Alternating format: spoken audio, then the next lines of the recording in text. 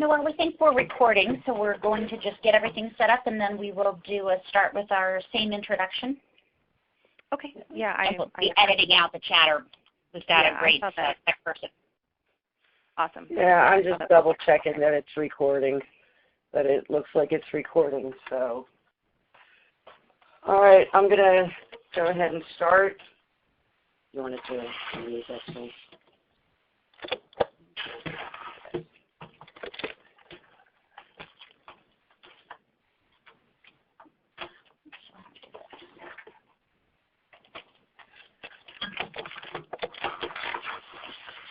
Yeah, I just want to make sure where I don't think I can change slides this way. I have to do it. Your mouse isn't hooked up? No, it's not reading it because it's not through iLink. It's okay. I can use this. Well, I can use it. All right. Okay. Technology. Got it. All right, so here we go. Thanks again, Noel. Hi, everyone. My name is Leslie Malkin, and I'm with the National Network to End Domestic Violence, and I'm very pleased to welcome you to our webinar, Online Video Use by Victim Services, Pros, Cons, and How-Tos.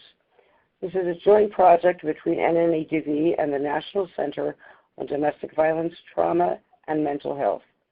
Joining me today are Cindy Southworth, Executive Vice President of the National Network to End Domestic Violence, Carol Warshaw, Director of the National Center on Domestic Violence, Trauma, and Mental Health, as well as the Executive Director of the Domestic Violence and Mental Health Policy Initiative.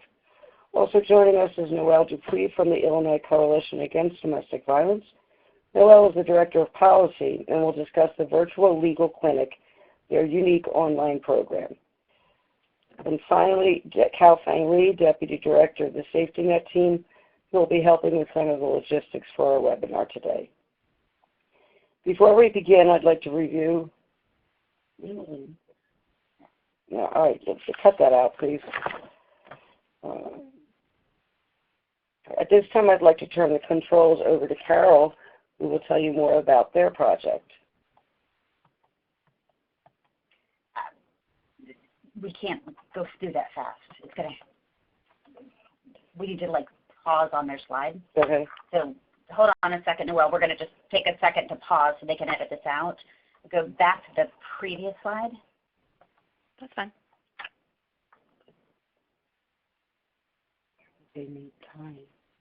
What's gonna happen is they're gonna match up Carol's audio with this video. So we're going to just pause on her slide for a moment to give her a chance, and then they can match the audio up. Oh. So. Okay. All right.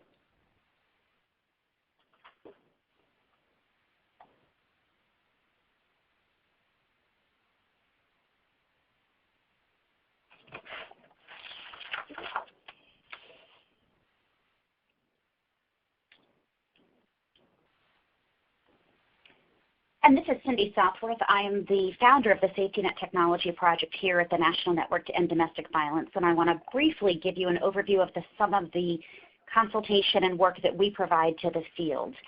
Just a bit about our background is since 2000, we've been addressing the intersection between technology and violence against women and intimate partner violence, stalking, sexual assault, and dating abuse. We educate and provide assistance to victims, to advocates, police, judges, survivors, technology companies, you name it. And what we cover is how technology is misused by abusers and offenders, how to keep survivor data safe and confidential, how victims can relocate and use technology safely, and how agencies can use technology more effectively. We also advocate with policymakers to create survivor-centered laws, practices, and policies. And we advise technology companies such as Facebook. We sit on their safety advisory board and work with Twitter and Google and many others to ensure that their protocols and platforms are secure and safe for survivors. And lastly, we help launch sister safety net projects. We've got one in Australia, Canada, and we're hoping to launch one soon in Ireland. Just a bit about some of the different assistance that we provide to the field. We are available for grantees to help with Office on Violence Against Women assistance related to relocation and identity protection, and that's for survivors who are considering trying to relocate, maybe change their name or identity, or just protect their identity. We also have a technical assistance and training grant on technology advocacy about minimizing risks while increasing access and safety, and that is sort of a catch-all. We do lots and lots of work on technology and also a lot of work on confidentiality under that assistance grant. And then through the Office for Victims of Crime, OVC, we have a demonstration grant out of Vision 21 to develop a smartphone app about technology and safety. We hope to be beta testing that sometime in the fall or early of 2016 and look forward to getting that out to advocates in the field. We also have an app safety center on our website, techsafety.org/resources, and the App Safety Center has reviews of about 50 different apps that are on the market for cell phones and smartphones. And then lastly, we do a signature annual technology summit, usually in San Jose or San Francisco, where we have police, prosecutors, advocates, practitioners, healthcare providers, and many, many, many members of the technology companies come and train. So we would love to see you there. Thanks both Cindy and Carol. I'd like to turn to the material now. And in today's tough economic climate where organizations are watching every single nickel, it can often be very difficult for staff or allied professionals to attend meetings in person, or even more concerning for our clients to physically get to our locations for services or assistance. This webinar will explore ways we can communicate with others through video counseling. Quite simply, video conferencing is a way to communicate using the internet. If you've ever used FaceTime to talk with a friend, you used video conferencing tools. Most newer smartphones and laptops have built-in microphones and cameras which allow visual and audio communication, not only between two people, but among multiple participants. With free or inexpensive services such as FaceTime and Skype, you have the advantage of not only hearing the speaker's voice, but of being able to observe their facial expressions and body language. And research tells us that many adults are visual learners, meaning their communication style relies more on visual cues than spoken ones. Whether video conferencing is appropriate for your situation depends greatly on your goals for its use. Do you want to use it to have non-confidential meetings with individuals who cannot attend in person? Do you want to use it to provide substantive services to survivors? Perhaps you want to use it to provide mental health treatment. Depending on your purpose for video conferencing, your confidentiality and security requirements will vary greatly. Today, when I refer to web-based systems, I mean software such as Skype, Uvu, Groovio, Zoom, FaceTime, and several others. Later in the webinar, I'll be more specific about the pros and cons of each of these programs. For now, I'll just note that the positive aspects include that most of these programs are either completely free or they have a basic version available for free with enhanced services available at a relatively low cost, and that all of them are readily available online. There are several potential negatives to be aware of, but how much they'll affect you depends on why you are using the video technology. First, all participants must have the software downloaded onto their computers. If you're communicating with a survivor, say maybe using Skype, which I'm not recommending and only using as an example here, because she'd have to download Skype on her computer, if it's one her abuser would have access to, it might put her at risk. Next, the quality of the video itself may be affected by the bandwidth speed of all of the parties, resulting in poor visuals or buffering throughout the session. Now, none of these problems is necessarily a deal breaker. They're simply issues you want to be aware of when designing a program or scheduling video sessions. Do you ever wonder about those folks who camp out the night before a new Apple product is due to be released? Do you subscribe to Gizmag or Wired? Do you even know what magazines they are? Then you may be a technology geek, and I do mean that in the nicest way possible. Technology is a marvel. For those of you old enough or who watch TV Land, you know that many of the crazy sci-fi technology gadgets imagined back then have come true. As far back as 1962 in the cartoon The Jetsons, we've dreamed about not only being able to speak to a person on the telephone, but to see them at the same time. And while we may not have a telephone in our shoe, we certainly have mobile cell phones that allow us to speak face-to-face. Technology that fills a need is great. But before we jump on the bandwagon and start using every new technological wonder ever created, we should stop and ask ourselves whether we're using the technology because it truly fills a need versus it's just way too cool to ignore. And what's more, we need to ask whose need is being filled. Is it ours? Is it the survivors? It's perfectly okay for us to use technology that supports the work we do, but the bottom line must always be whether it helps the survivor in some way. Video conferencing may allow us to bring services to survivors who would otherwise be unable to receive them, such as folks living in very remote areas or those for whom coming into our offices would either be uncomfortable or even increase risks. Part of our goals for this webinar include providing a basic understanding of the video conferencing programs available. But it's critical that you remember when you want to use a video conferencing for a substantive treatment, there are a lot more considerations which need to be addressed. I'll talk a bit about those concerns, but I want to take this opportunity to remind everyone that the same confidentiality, privacy, and security requirements that exist when working with survivors face-to-face continue to exist when we're working using the Internet. So how are local programs using video? Video conferencing can be used for a variety of purposes, both for organizations and survivors. When I interviewed with NNEDV for this job, the first interview was using software called uvu, which I'll discuss further. Even though I'd never heard of it, it was absolutely simple to use.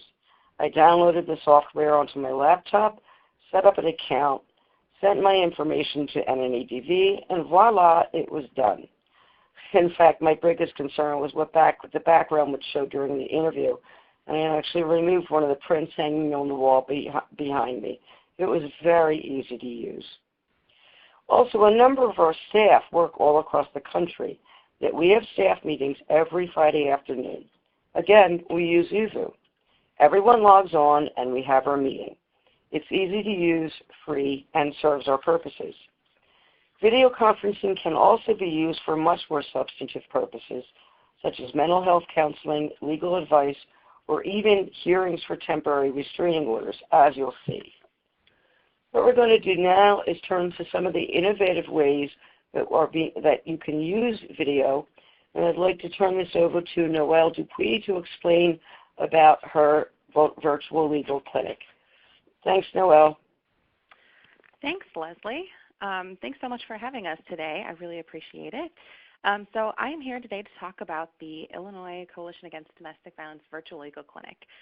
It's a brand new program, not brand new, but it's very innovative and unique, and we're excited to talk to you about it. So what is the VLC? The VLC is the only project of its kind in the country, and it's meant to bring pro bono volunteer attorneys together with domestic violence survivors in programs to give them personalized, customized legal advice and information. So it's the only project of its kind in Illinois and possibly the nation. So the history of the virtual legal clinic. This was a project that we partnered with Lieutenant Governor Sheila Simon on in 2011 with the goal of serving underserved populations in Illinois, namely rural populations. So if you look at Illinois, it's actually a fairly big state. A lot of people don't comprehend that it's a 7-hour drive from top to bottom. So we have 102 counties, and as you can see from this diagram, most of those counties do not have trained family law attorneys working in them. In 72 out of the 102, we have 5 or fewer practicing family law attorneys. So there is a major dearth of attorneys who have the skills to counsel survivors in areas of divorce, child custody, and maintenance. So this was our goal. This was the problem that we identified that we were trying to solve. You might think about, apologies. So the inception of the VLC, we knew that we didn't have the resources to bring full, free representation to all of our survivors. This was going to be a big challenge to connect attorneys with survivors where they were. And we knew that legal aid organizations were already overflowing with requests for assistance. But we operated under the guiding principle that knowledge about one's legal rights is empowering. It is helpful for a survivor to have any time with an attorney to talk about what's going on in his or her life. So the VLC was sought to bridge the gap between full representation that's given by legal aid organizations and having no access to legal information at all. It's also not meant to be used in terms of an emergency capacity. Our legal advocates in Illinois are able to assist survivors with getting orders of protection. So this is mainly to help with family law issues. So what did we do? We began recruiting first volunteer attorneys who were going to be open to working with technology and who had a passion for helping survivors. In Illinois, as most of you know, we've got really one central metropolitan hub, and that is Chicago. Most of the practicing family law attorneys in the state do live there. So we called up some of our friends, networked, found some attorneys who we knew specialized in family law and were looking to give back to the community. As I said, the focus is on helping survivors with divorces and child custody, but we also know that another major area that survivors need assistance with was immigration, so we had an additional attorney working on immigration issues as well. And so we found our volunteer attorneys, and then we found our pilot domestic violence program. And this was a fairly large program coming out of Peoria, which is one of our other smaller metropolitan hubs in Illinois. So we got all the people together.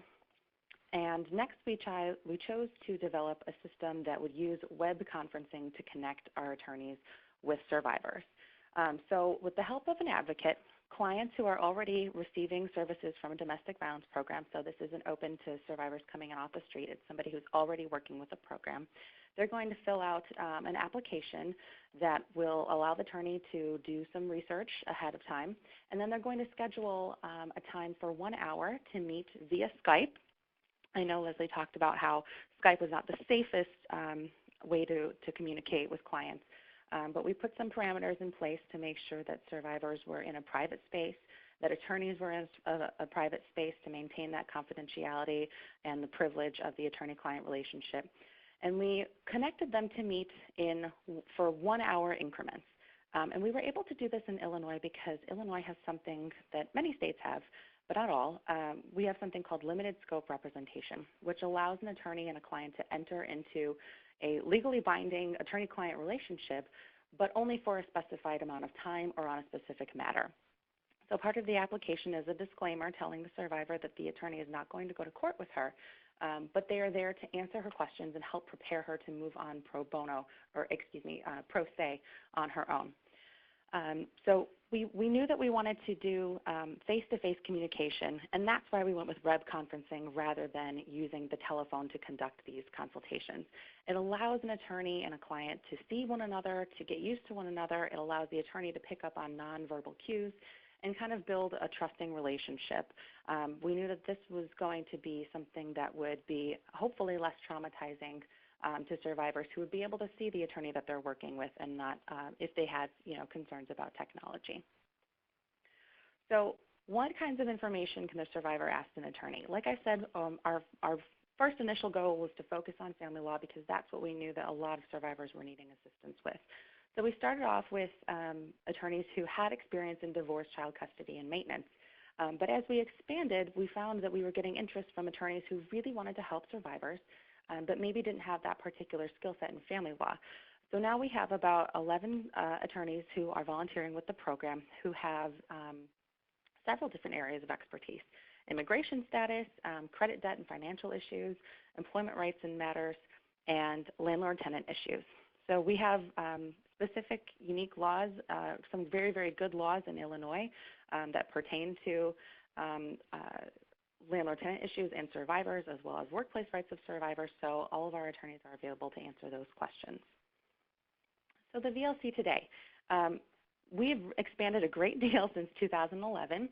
We are now working with 31 of ICADV's 51 member programs and reach almost all of rural Illinois. Almost every single county now has access to the virtual legal clinic. And then in 2014, we were awarded a very sizable grant from Verizon to expand this very promising program. What we knew we needed to do in order to scale up to hopefully one day involve all of our 51 members was to create a system that would allow advocates to schedule with attorneys on a more efficient basis. So what was happening in the initial program, because we had so few programs using the virtual legal clinic and so few attorneys, the advocate would help the client fill out the paper application and then call up the attorney and set up a time on the phone, manually either scan the application and email it or fax it over. We knew that this was just not going to be an efficient way to be able to schedule consultations if we had more attorneys and more programs on board.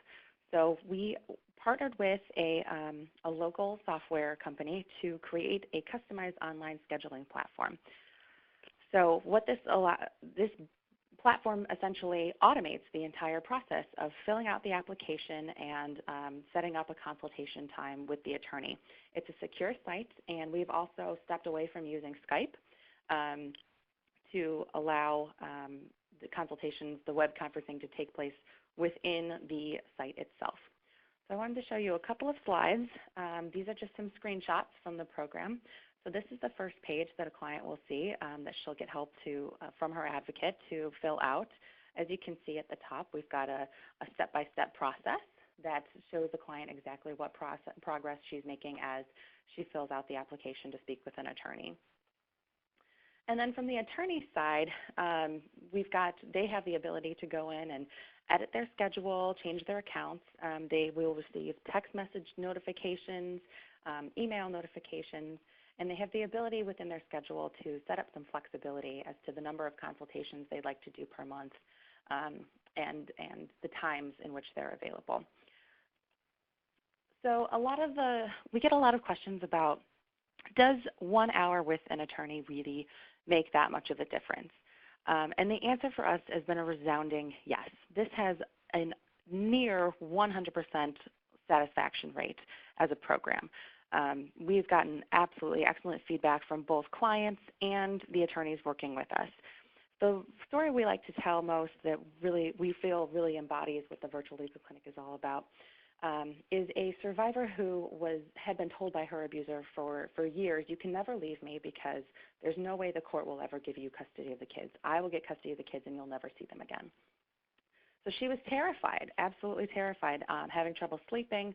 She went into the consultation with her attorney just shaking because she was so nervous.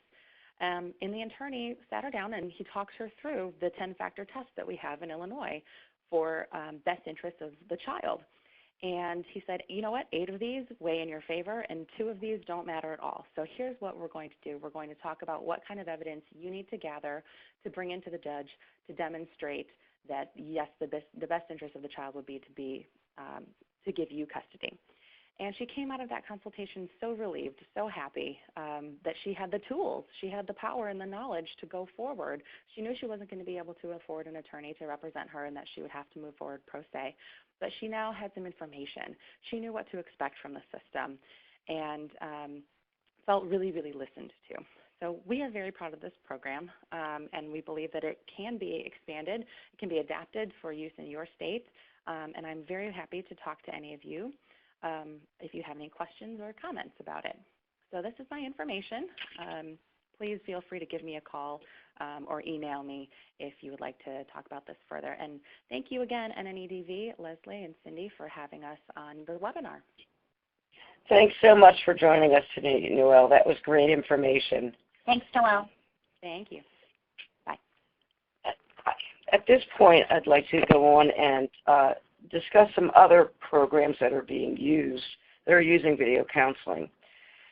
Nationally, domestic violence programs, law enforcement, and hospitals are working together to simplify the process of getting a temporary restraining order. For example, victims of domestic violence who find themselves at St. Joseph's Regional Medical Center in Paterson, New Jersey, can go into a private room and through a video chat speak directly with a domestic violence hearing officer. Depending on the facts and the survivor's wishes, she can obtain a temporary restraining order before she ever even leaves the hospital. The process can take as little as 45 minutes, and they even have a video equipped what they call a rover that can roll right up to the patient's bed if the victim cannot physically go into a separate room. If the TRO is issued, a signed official copy is faxed to the hospital, and a police officer can even escort her back to her home. Another example is the Domestic Violence Intake Center in Washington, D.C., which is a collaborative project between government and non-governmental agencies. It provides a single access point for victims of domestic violence where intake evaluations are done, both safety planning and counseling are available, and legal documents can be prepared with assistance. At the Greater Southwest Center, a temporary protection order hearing can even be held over video. Now, virtual visitation is something that is increasingly being used by courts, especially where the custodial parent wants to relocate. At least 6 states currently have statutes which allow virtual visitation, and others have permitted its use through case law. On the plus side, survivors who may have been prohibited from relocating in the past because of the father's visitation rights may now have a better chance with the court allowing her to move. But I'd note that there can be significant problems if the abuser is the one who is permitted to purchase the hardware for the video chat, such as the smartphones or computers, which he could then infect with tracking devices, keystroke loggers, or other spyware. Now, I'd like to talk now about a web platform. And the web platforms are underlying computer systems on which application programs can run. On a personal computer, Windows 2000, and on the Mac OS X are examples of 2 different platforms. Many programs define a platform in this simple way. If you can program it, it's a platform. For our purposes today, when I'm referring to a web platform, I mean a software system which enables video conferencing. I'm going to discuss the pros and cons of 6 platforms: Skype, Google Hangouts, Uvu, Groovio, Zoom, and FaceTime.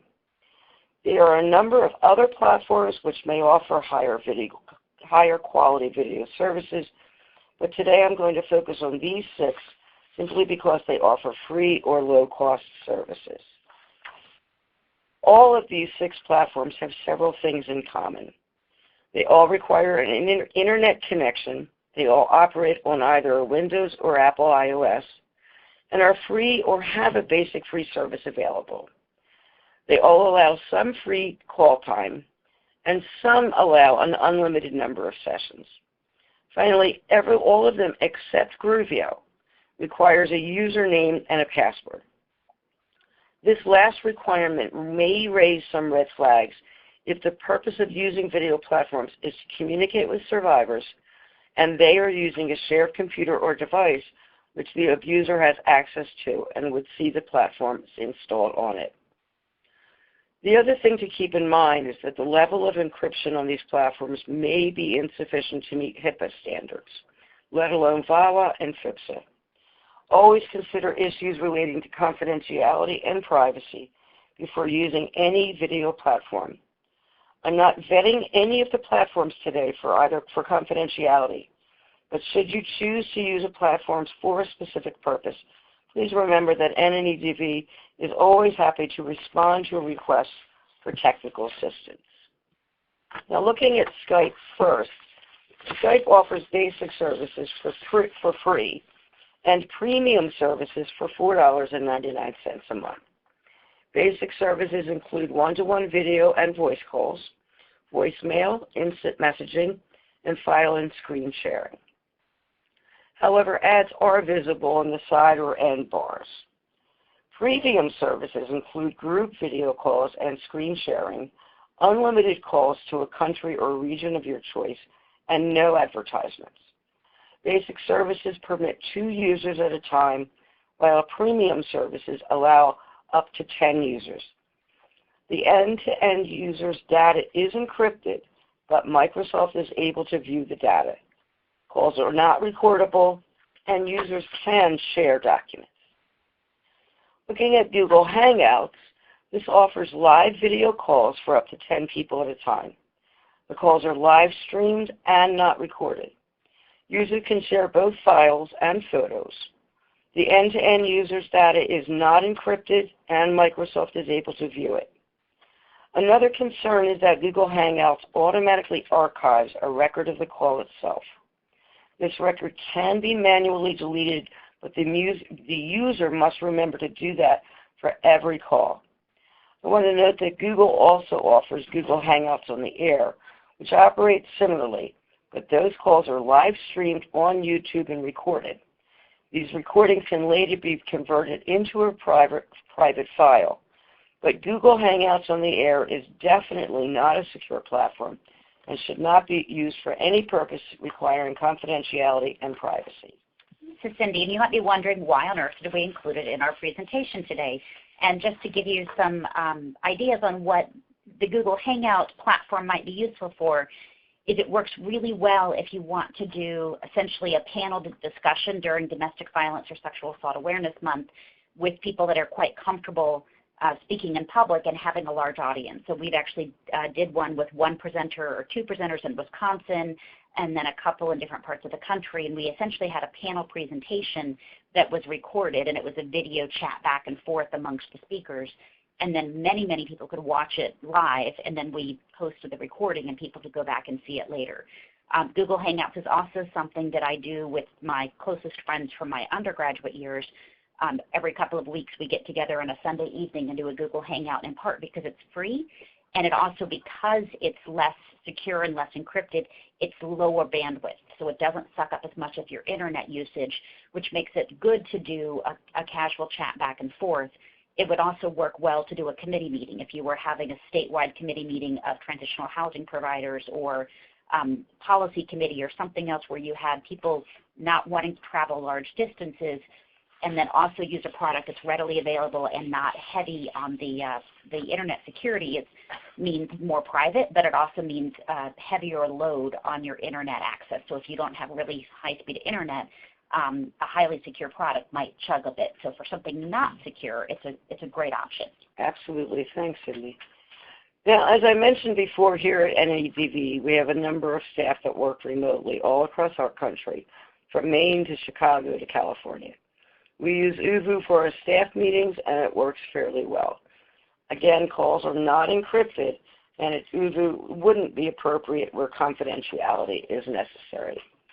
And Leslie's going to cover this later in terms of some strategies. One thing that we do with uvu, and you can see from the slide, is you can see these images that show up at the same time, where Google Hangouts, basically you see one person talking and everybody else is minimized small. On uvu, the standard way it views, it looks a bit like Hollywood Squares. So when we have our 7 remote staff on, we see each of them at the same time. The upside of that is we can see everyone together. The downside is the video quality is not as sharp, and so it's hard to get gestures. You can't necessarily see the facial expressions the same way because the video resolution is not as strong, but it works well for what we use it for. It can freeze up, and especially when you put more and more people in it, it can freeze up, which is one of the reasons we'll talk later about the value of having a separate phone line from what you do with your video. Exactly. Now, next I want to mention Groovio, which is somewhat different from the other web-based video conferencing services in that it allows only 2 users at a time and does not require a username and a password. Each party goes to Groovio's website and enters a previously agreed upon code. Those 2 parties are then connected. Calls are not recorded, and thus there would only be a record that the 2 devices used the same code at the same time. All communication is over the web, and there was no voice call-in option. Groovio does not support file sharing or video messaging. In terms of encryption, Gruvio cannot see any communication content and only keeps logs that are required for performance tuning and security monitoring. Next, I want to mention Zoom.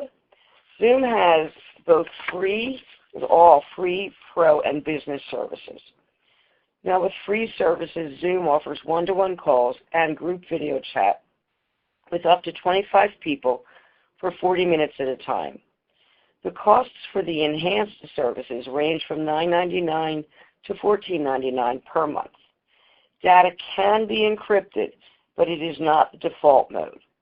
Zoom does allow screen sharing among 3 separate computers, and meetings can be scheduled and automatically integrated with both Google and Outlook calendars. Now, FaceTime is available only on Apple products such as an iPhone, iPhone 4 or later, iPod, iPad, or Mac computer. It allows only one-to-one conversations between 2 users with compatible Apple products. On the iPhone, FaceTime is bundled into the iPhone app, but on the other products, it's a separate app usually available for a nominal fee of 99 cents. On Apple 6, FaceTime calls are protected by end-to-end encryption so that only the sender and receiver can access them, and Apple cannot decrypt this data. Calls are not recorded, and the device log will show a record of the contact, but even that record can at some point be deleted. And one thing to think about for those of you that are not heavy Apple or iPhone users is that the encryption, as Leslie mentioned, is only in the newest version, the Apple 6. It's not on iPhones 4 or 5. It's not on the older devices. So just something to think about with the automatic encryption with FaceTime. And with all technology, and Leslie's nodding with me here, anything can change in the future. Sometimes we find tech companies go backwards and add additional encryption to older systems or older devices, and then sometimes we find that encryption platforms are decreased to help make things run more quickly and smoothly. So it's always important to double check even the things that we're including in this webinar are only accurate as of the date that we did the research. So constantly things are being upgraded and changed, so always good to double check. And again, you can always put in a request for technical assistance to SafetyNet for updates on this information. Now, I do want to point out some examples of paid platforms.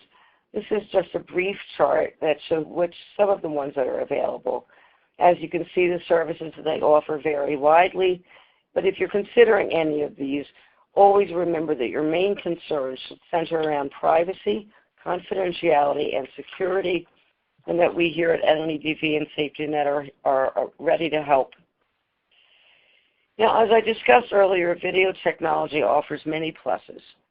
Through it, we can reach survivors who might have been unreachable before. We can collaborate with advocates and allied professionals across the country, greatly broadening the available pool of professionals dedicated to ending violence against women and children, as you could see in Illinois example. But, and this is a big but, we absolutely must use video technology in a mindful and measured way. We have to think through all of the potential risks associated with using a web-based system. We must be sure we are using the technology because it fills an otherwise difficult or unreachable goal. We must not use technology simply because it exists. Always consider privacy, security, and safety, and establish a best practice for using your platform. Here at NNEDV SafetyNet, we love technology, and we're constantly playing with and testing different devices and different products. And at the same time, one of our most common sort of TA responses is to sort of assess, is that shiny, pretty penny really the right device for what you're doing, or is it just pretty and shiny? And we don't want people to spend thousands of dollars on a platform or a device unless it's the right platform for the need and that it's safe and secure. Absolutely.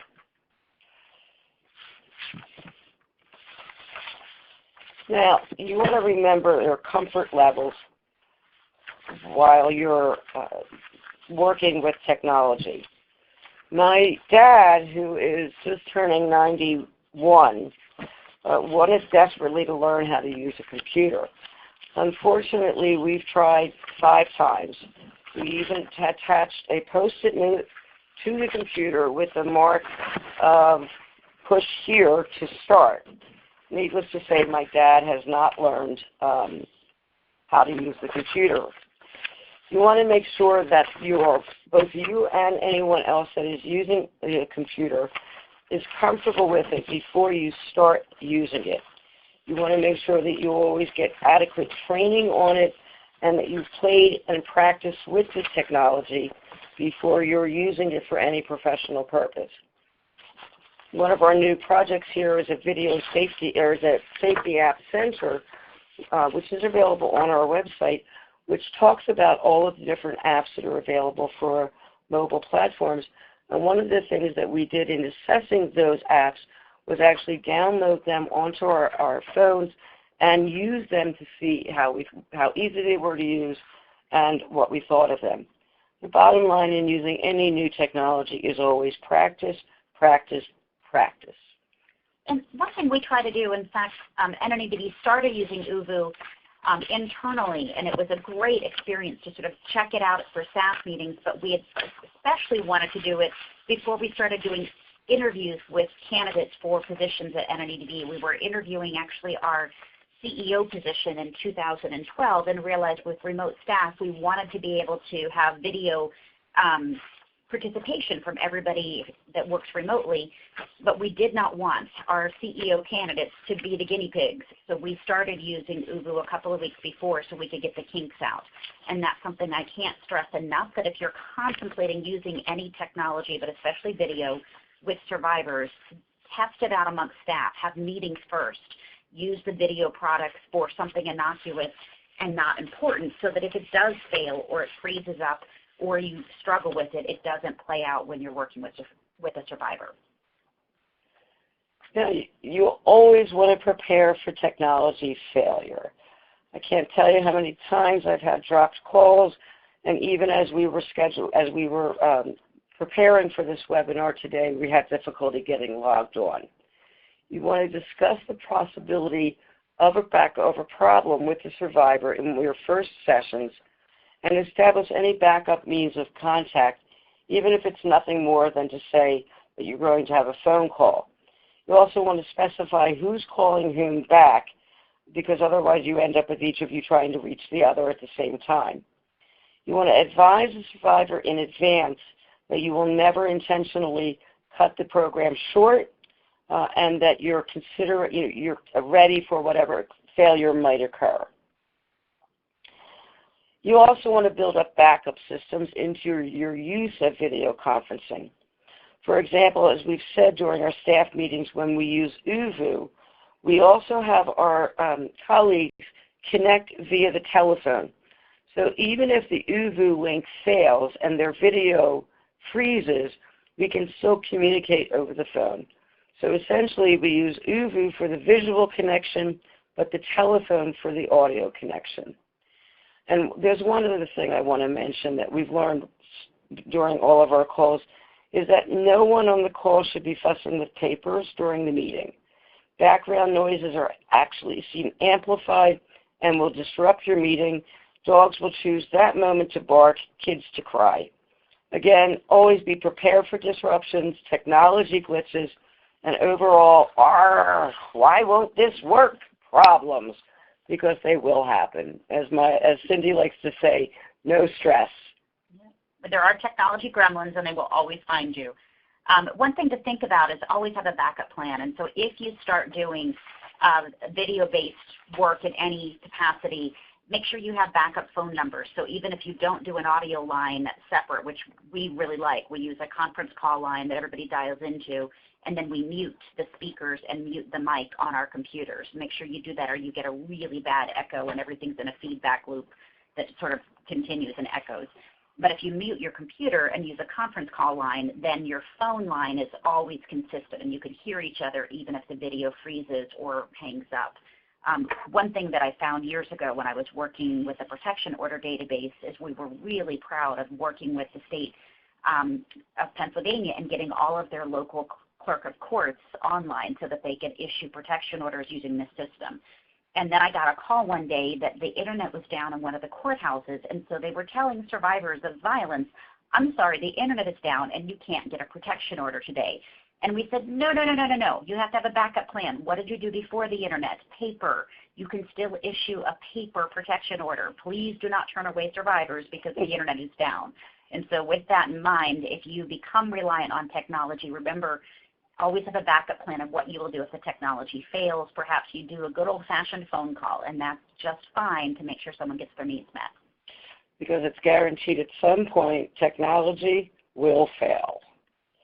Now, a few weeks ago, I was having brunch at a restaurant with outdoor seating. It was an absolutely beautiful day, not too warm, no humidity, and I was happily ensconced in a book. I suddenly realized that the woman sitting next to me, and I mean less than 3 feet away from me, was on the phone with a woman I have to assume was one of her best friends. She was publicly discussing the lack of sex in her marriage in graphic detail. It was way, way too much information at any time, but seriously, sitting in a public restaurant, bad, bad, bad, bad. To the extent that's possible, everyone on the video conference call should be in a location which is comfortable and private. You also want to ensure that the camera is positioned so that images are as natural as possible. You want to avoid a situation where you're using your phone for the video link and you're actually forced to hold the phone up in the air for an hour or however long your meeting is going to be. One advantage to using video conferencing is that you do get to see the people you're talking to.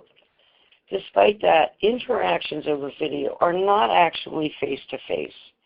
It's an artificial visual affected by numerous things, including the camera quality and position, speed of the internet connection, lighting in the room, and so on. Now, in face-to-face meetings, our brains process a whole lot of nonverbal cues that we use as the basis for building trust and professional intimacy. We interpret what people say to us only partially from the words that they use. We get most of the message and emotional nuance behind the words from vocal tone, pacing, facial expressions, and body language.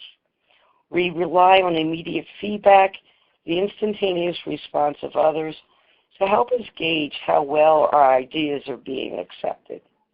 The moment we see an expression expressed on someone's face or read it in their gestures or postures, we subconsciously place ourselves in the other person's mental shoes and begin to sense that same emotion within ourselves.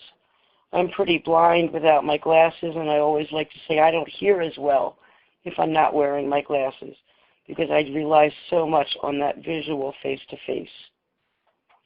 In many video setups, cameras are often perched on top of the monitor. In that position, the video image may often appear as if the participant is looking down at the screen rather than equally face-to-face. Some people may think you're not looking at them directly in the eye, or they may even subconsciously make judgments because you're not looking right at them. Whether you use video technology for a collaborative meeting, but especially if you're working with a survivor, always be aware of the camera positioning. You want the other person's view of you to be as natural as possible. And one thing that you can do to help that out is make sure that you're lit from the front of your face, so that if you have a backlight, such as a bright light or a bright window with sunlight streaming in it behind you, it'll create a glare, and then the camera just picks up essentially a shadowed silhouette of your own face. So you can switch that around by turning off the lights behind you and having lights that are either beside you or in front of you, lighting up your face. And then another thing to think about is if you have the ability to minimize or move the image around on your screen, what I sometimes do is I will minimize the visual of another person and drag that up close to the top of my laptop so that it's closer to where my camera is. And then when I'm looking at the other person, I'm looking almost directly into the camera, not quite, but closer. And it helps have the sense of eye contact when you're looking at each other. One thing to watch out for is ask questions if you think you're seeing something and you're not sure. We had a staff meeting one day, and one of my colleagues who works remotely looked like she was in tears, and I sent her a private instant message and said, "Are you okay?" And she laughed and she said, "It's just the bad lighting in here." And essentially the video quality and the lighting made her look sad when she wasn't. And so it's important to check out assumptions and not assume that what you're seeing on the video is an accurate reflection of real life. The expensive, high-tech, hugely expensive Cisco video conferencing packages that you see in some corporate headquarters, the video quality tends to be better, but it's also highly expensive. So something to think about when you're using either free or low-cost video options is the video is sort of it's an assistance versus a full-scale representation of what someone's looking like. Exactly. Now, depending on the purpose of your video session, you may need to verify identity. In a staff meeting, you will presumptively know each other, and it's not an issue. But in a substantive meeting with new people, say a new collaboration among community members, simple introductions should work. But there may be times when you're working with a new client where identity needs to be established. This can often be done through the scheduling process, as Noelle described at the virtual legal clinic, or even in circumstances where the client and advocate have never met, but a code word, perhaps similar to a password, has been established.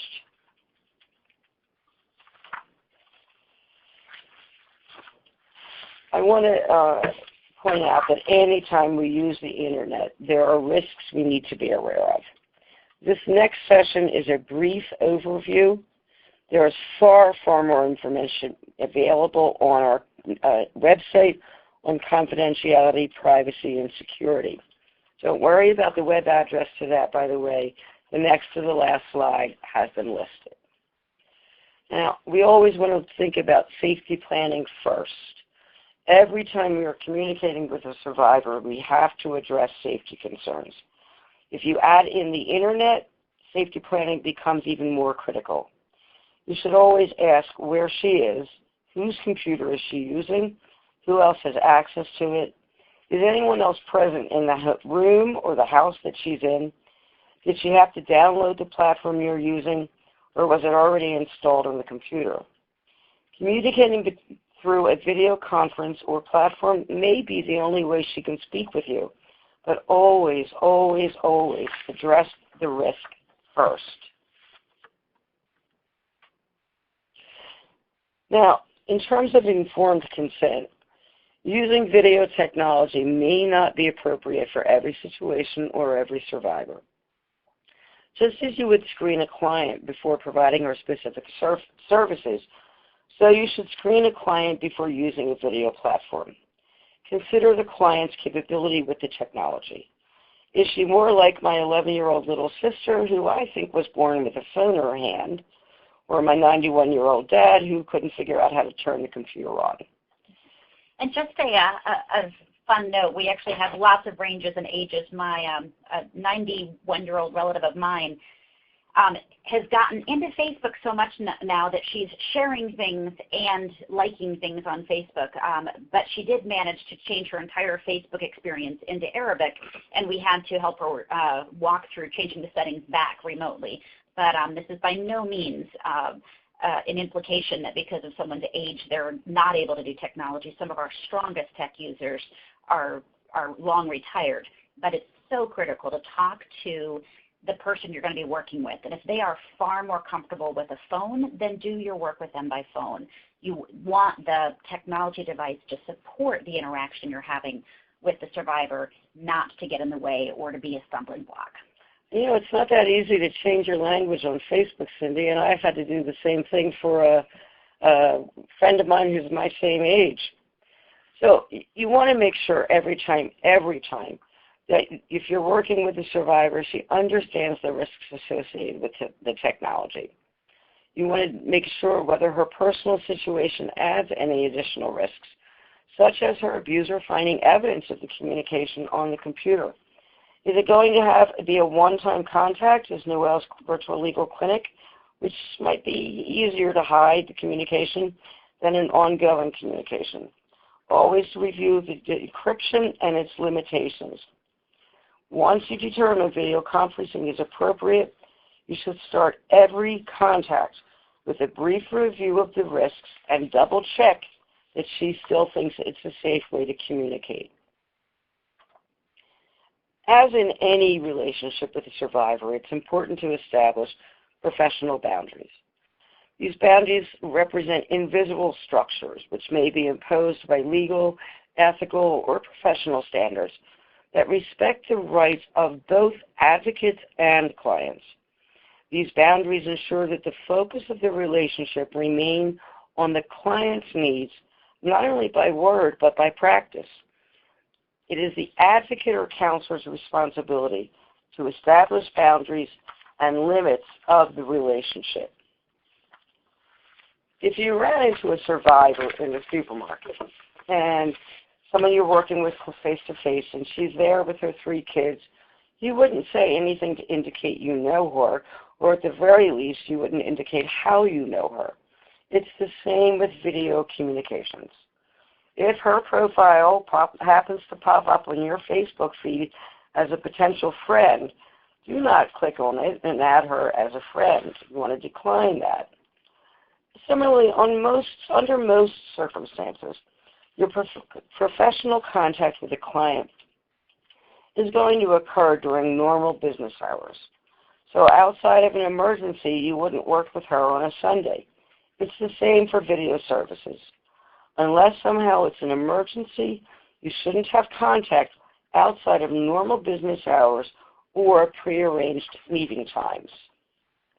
And one thing to think about is that the concept of boundaries is definitely a fluid concept, and by no means is NNEDV trying to dictate to local programs and practitioners what are the appropriate boundaries, but we want people to talk about it and think about it, only because if you have, for example, I forget to log out of Skype, and if I've used the same Skype account for work-related conversations that I also use to communicate with my family that's out of town or abroad, I may be on a Saturday afternoon hanging out at the park and have someone that I've provided counseling to in the past, if I was using Skype, which I'm not for counseling because it's not secure, just a side note. But if I was using a Skype-like product to do counseling with a survivor, I might be in the middle of a family picnic and my phone or my tablet or computer starts to ring with a request to have a counseling or advocacy session. And so it's really about thinking about how to help staff and survivors have their own sort of time and space. And the same goes the flip of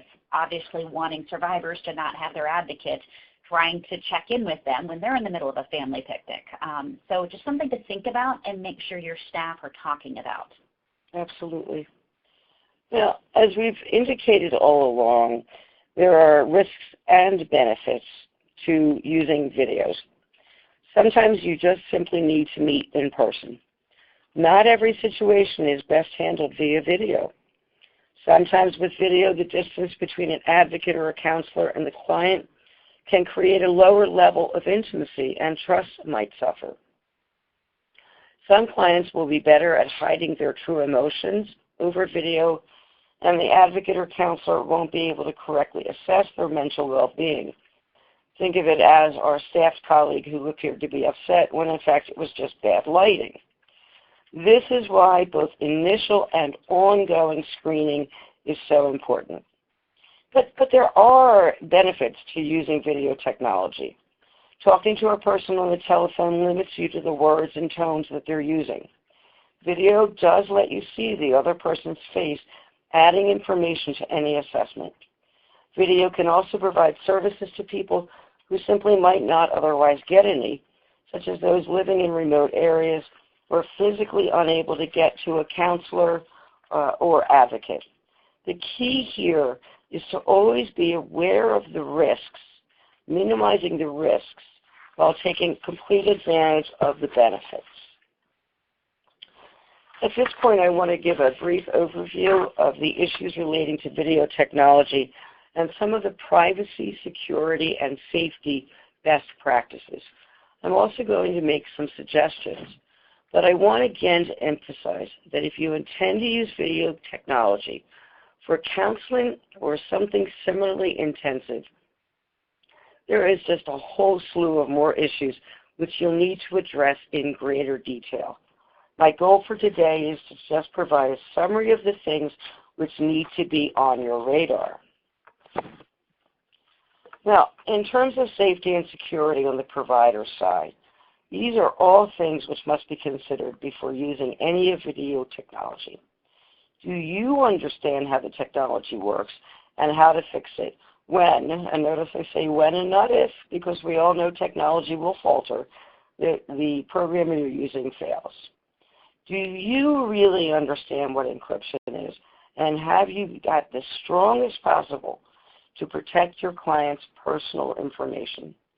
Do you absolutely understand to never record any information or session?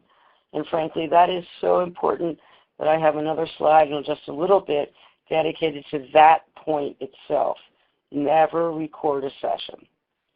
Do you understand that the different confidentiality requirements under whatever statutes you're bound by, whether they are state, national, or funder, if you were providing services to individuals that reside in different states from your own, are you licensed in both states?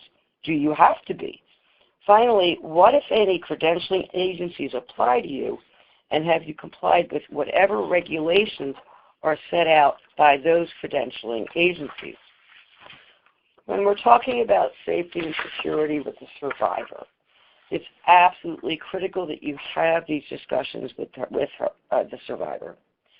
You want to talk to her about where she will physically be located during your video chat.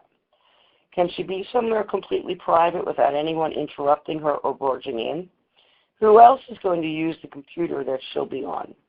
What programs or evidence of your contact will remain on the computer, and does that place her at a risk? Now, I've mentioned the idea of encryption several times, and I want to recognize that a lot of people don't really understand what it means and what its limitations are. Simply put, encryption is a way to code information so that who can read it is limited. There are several different levels of encryption, with some stronger than others. Some are only encrypted at each end. Some are encrypted throughout the transmission. Let me try to give an example of how to understand encryption. Let's pretend that my mother had a great recipe for vegetable soup. Actually, she did have a great recipe for vegetable soup.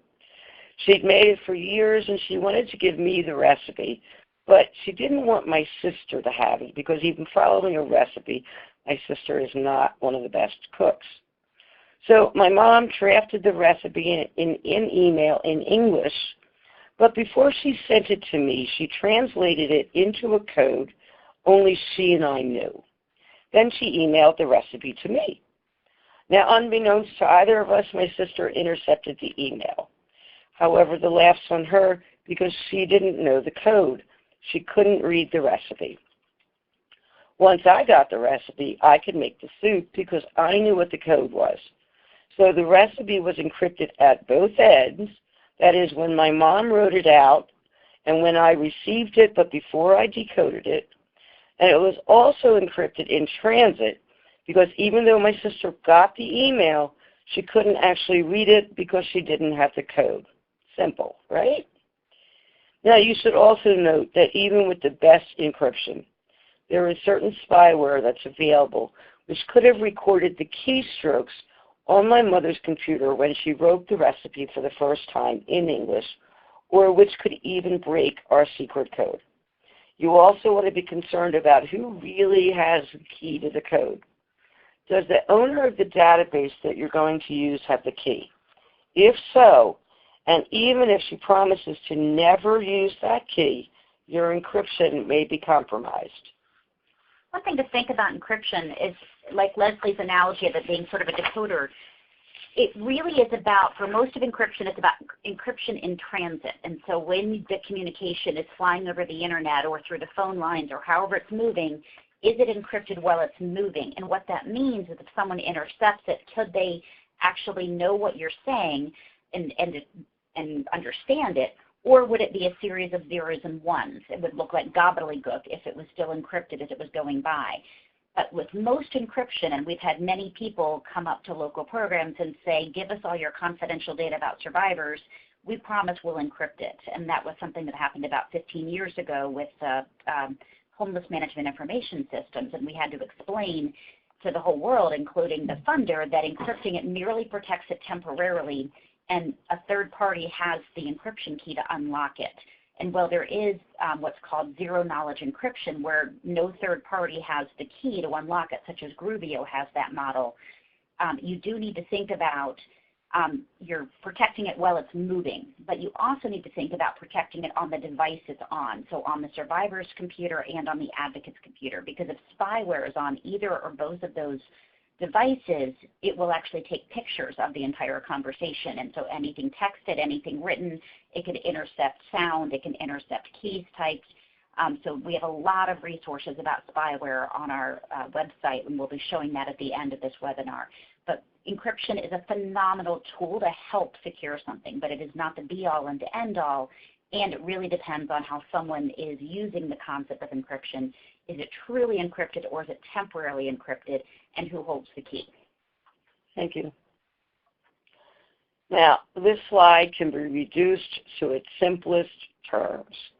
Never record a session, period. End of discussion. End of discussion. And just to sort of reiterate that, if you record it and say, well, we'll keep it safe, then you have to worry about who shows up with a court order or a subpoena and tries to get their hands on it. And while one of our technical assistance projects will give you a template motion to quash that your attorney can use to go to court and fight those papers, those subpoenas and court orders, if you don't have a recording, you don't have to worry about ever being forced to give over that recording. And this is so real, because I got a call at midnight a couple of days ago from one of our state coalitions who was working with a local program, and they had police at the door with a court order, and they did everything right in terms of responding and doing motions to quash and all of the right stuff. But it had what they've been sitting on been a recording of something, it would have been dicey had a judge said, turn over the whole computer, turn over the entire electronic file, give over the whole recording. I had one judge say once, just turn over the whole server, which we did shut that down, but be careful what you keep, because it could be compromised later. Minimal data.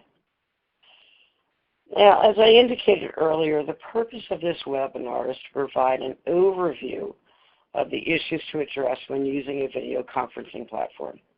If you intend to use such a system for therapy, there are simply a ton of more issues to be considered and resolved. There are also several organizations dedicated to video therapy, which can provide assistance, as can, and as I promised, here are all of our website and information. This lists everything you could use to reach NNEDV. Our techsafety.org, which includes a terrific toolkit, questions to consider when technology safety for programs, video camera tip sheets, 6 questions to consider when offering services via technology, and again, nnedv.org/resources, and just a ton more information that is available on it. One thing to think about, and with all of our materials, is by no means do we want to have this webinar send the message that we are anti-technology. I think we've sort of said that over and over, but we really like the potential of technology, and we love the potential of video technology in helping practitioners, advocates, and others do their work, connect to survivors in remote areas, potentially deal with tall mountains, geographic barriers, snow delays, you name it. And someone who potentially has a disability, physical disability, and is not able to travel easily, or someone who is either deaf or hard of hearing who prefers to communicate with video and sign language. So video is a phenomenal technology platform, but we want people to think about which platform, which device, which is the best application, and then what happens if we're in a remote area with really bad internet service. What can we do to make sure that our communication is uninterrupted as possible and as smooth as possible? So that's sort of our mantra over and over is be thoughtful about your tech use, but please explore technology, call us, email us, and the best way to reach the Safety Net team always is our team email address, which you'll see shortly, because with the whole team, if one of us is flying or in the middle of a training, you'll get someone else. So we encourage you to reach out to us, and you'll also hear and see Carol's information for how to reach them. Right, and Carol, I'd like if you would just go through what you've listed on your last slide.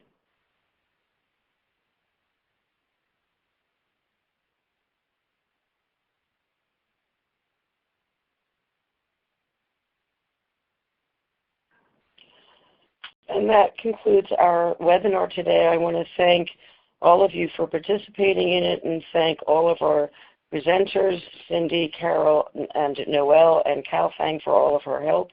As promised, you see on the bottom of this slide, safetynet@nnedv.org. You can always reach someone on the team. We are happy to provide technical assistance in any way that is possible.